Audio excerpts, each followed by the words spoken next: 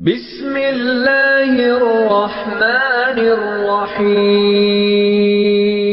بسم اللہ الرحمن الرحیم نحمدہ ونصلی علی رسولہ الکریم اما بعد۔ نبی کریم صلی اللہ علیہ وسلم کا ارشاد ہے کہ رمضان المبارک میں اللہ تعالی عرش اٹھانے والے فرشتوں سے کہتے ہیں کہ تم اپنی عبادت چھوڑو، روزے داروں کی دعا پر آمین کہا کرو۔ یعنی رمضان المبارک میں روزہ رکھنا، روزہ کیا ہے؟ حلال چیزوں سے بھی اپنے آپ کو روک کے رکھنا۔ حرام سے تو ساری زندگی کا روزہ ہے نا، حرام سے تو مسلمان کا ساری زندگی کا روزہ ہے۔ حلال چیزوں سے بھی اپنے آپ کو روک کر رکھنا، یہ روزہ ہے۔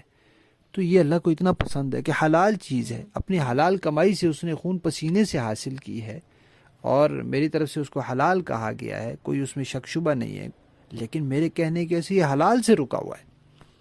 تو اللہ کو اتنا پسند، اور پھر اس کا دعا کرنا اللہ کو اتنا پسند کہ اللہ نے فرشتوں کو کہہ دیا، اور فرشتے بھی معمولی فرشتے نہیں، فرشتوں میں بھی درجات ہیں، جیسے انسانوں میں درجات ہیں، کم مرتبے کے، درمیانے، زیادہ اونچے مرتبے کے، تو فرشتوں میں بھی درجات ہیں۔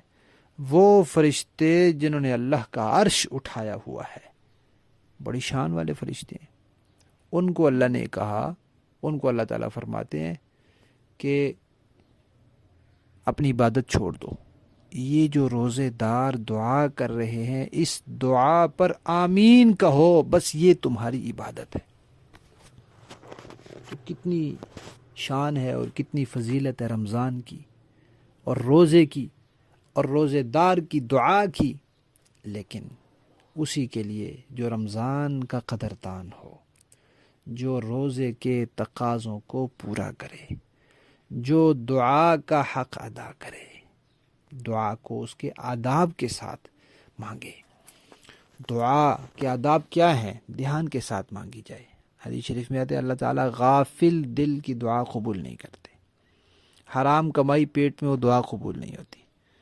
اللہ تعالیٰ کی حمد و ثنا سے، درود شریف سے اور اپنے گناہوں کی معافی مانگ کر آیت کریمہ پڑھ کے دعا شروع کریں، پھر دیکھیں اللہ تعالیٰ کیسے دعا قبول کرتے ہیں۔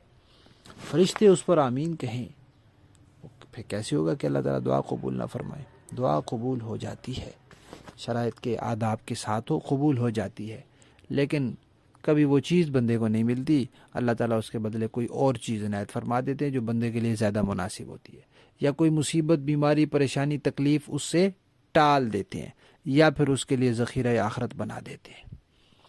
تو رمضان المبارک میں جہاں اور چیزوں کا اہتمام کریں وہاں دعا کا اہتمام بھی کریں۔ دعا بھی ایک بڑی عبادت ہے۔ اللہ تعالیٰ ہمیں توفیق عطا فرمائے۔